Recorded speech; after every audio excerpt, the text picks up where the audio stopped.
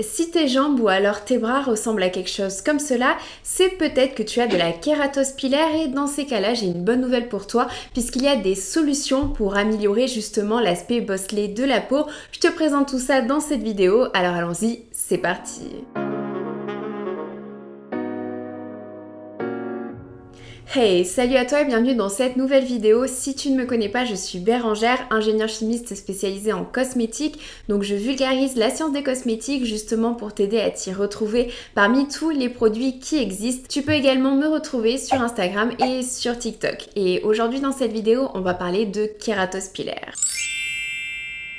Alors la kératose pilaire, c'est une maladie de la peau qui se caractérise par une peau rugueuse qu'on appelle également peau de poulet ou alors jambe de fraise avec des petits boutons rouges. Cet aspect de la peau est dû à une hyperkératinisation, c'est-à-dire une surproduction de kératine. La kératine, c'est une protéine importante de notre corps et lorsqu'elle est en surproduction, cela entraîne un épaississement de la peau, il y a donc une accumulation qui bouche les follicules pileux. Et c'est du coup ça qui semble être à l'origine de l'aspect rugueux, de l'aspect bosselé que peut avoir la peau et également de la formation de petits boutons rouges qui empêchent la maturation du poil et c'est pour cela qu'on appelle cela la kératose pilaire. Mais la cause n'est pas réellement connue, on sait cependant qu'il y a des facteurs génétiques qui entrent en jeu et que cela touche particulièrement les peaux sèches et les peaux atopiques. Et c'est une problématique qui est du coup souvent aggravée en hiver lorsque le taux d'humidité est faible et qui a tendance à s'améliorer en été quand le taux d'humidité est plus élevé. Cela touche principalement les bras, les jambes et les fesses mais peut également être présente sur les joues ou alors le torse et d'après les études cela toucherait 50% des enfants et 40% des adultes. Mais étant donné qu'il s'agit de quelque chose de totalement bénin, il est très fort probable que ce soit une pathologie sous-déclarée et que en fait ces chiffres soient beaucoup plus importants. Cela dit, la kératose pilaire peut également s'accompagner de démangeaisons et dans ce cas-là, il ne faut bien évidemment pas hésiter à consulter un médecin. Dans la majorité des cas, il s'agit principalement d'un problème d'ordre esthétique qui peut d'ailleurs amener à des cicatrices, à des lésions post-inflammatoires, notamment de l'hyperpigmentation ou alors des cicatrices creuse. Donc qu'est-ce qu'il faut faire pour améliorer ou au contraire qu'est-ce qu'il ne faut pas faire pour aggraver cette problématique?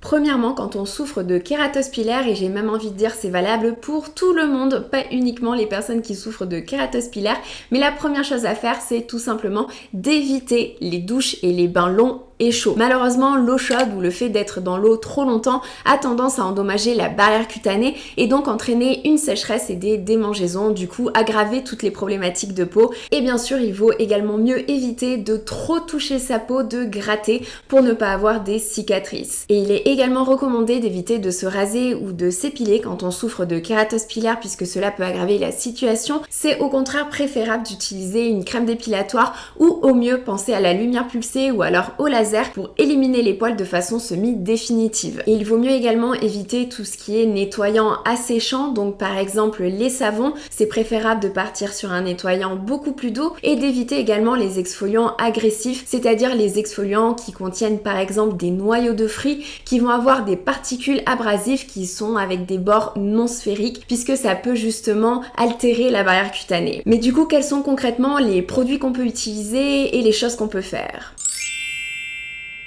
Déjà, comme on l'a vu plusieurs fois, la première chose à faire qui est super important pour tout le monde, pour toutes les routines, que ce soit pour le corps ou pour le visage, c'est bien évidemment l'hydratation. D'autant plus qu'on l'a vu, la kératose pilaire touche davantage les peaux sèches, donc c'est primordial de bien hydrater sa peau. Ce que je te conseille, c'est en sortant de la douche, de t'essuyer avec une serviette douce, donc par exemple en microfibre de préférence pour limiter les frictions, et ensuite d'appliquer directement sur peau humide ta crème hydratante. Puisque lorsque la peau est humide, les ingrédients peuvent pénétrer beaucoup plus facilement. Deuxièmement, pour améliorer l'aspect bosselé de la peau et également empêcher l'obstruction des follicules pileux, il y a des ingrédients actifs qu'on recommande beaucoup dans ce genre de situation. Ce sont bien évidemment les agents kératolytiques qu'on appelle également des exfoliants tels que l'acide lactique ou encore l'acide salicylique qui ont bien montré une efficacité dans la littérature scientifique au sujet de la kératose pilaire, tout simplement parce que ce sont des exfoliants, donc leur but c'est d'éliminer l'excès de cellules mortes à la surface de la peau. Et il y a un autre ingrédient justement très étudié dans le cadre de la kératose pilaire également, il s'agit de l'urée, mais l'urée à partir de 10%. Puisque en fait l'urée c'est un ingrédient qui est principalement connu pour ses propriétés humectantes. C'est un facteur naturel d'hydratation, donc naturellement présent dans la peau, où son rôle est justement de maintenir une peau bien hydratée, mais à partir de 10%,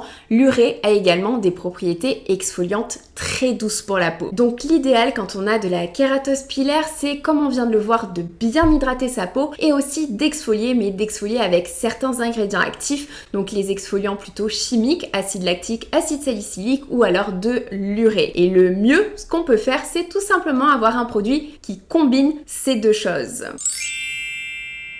Un produit très intéressant pour la kératose pilaire, il y a notamment l'émollient 10% d'urée de la gamme Urea Repair Plus de Eucerin qui a justement été formulé pour les peaux très sèches et rugueuses avec une association d'urée pour hydrater mais aussi exfolier la peau en douceur avec d'autres facteurs naturels d'hydratation pour bien hydrater ainsi que des céramides pour renforcer la barrière cutanée. Cela dit, personnellement j'ai une préférence pour la crème anti-rugosité de CeraVe car elle contient elle aussi 10% d'urée associée à des céramides, mais également du niacinamide et de l'acide salicylique. Donc on a une formulation très complète et particulièrement intéressante pour aller cibler aussi le teint, les cicatrices brunes, les cicatrices rouges que peut engendrer la kératose pilaire par exemple. Et en plus cette crème a justement été testée sur des personnes atteintes de kératose pilaire. Pour finir, en parapharmacie, il y a également la gamme Xerial de SVR. Ce sont justement des produits spécifiques pour les peaux sèches, rugueuses, squameuses, avec bien évidemment toujours de l'urée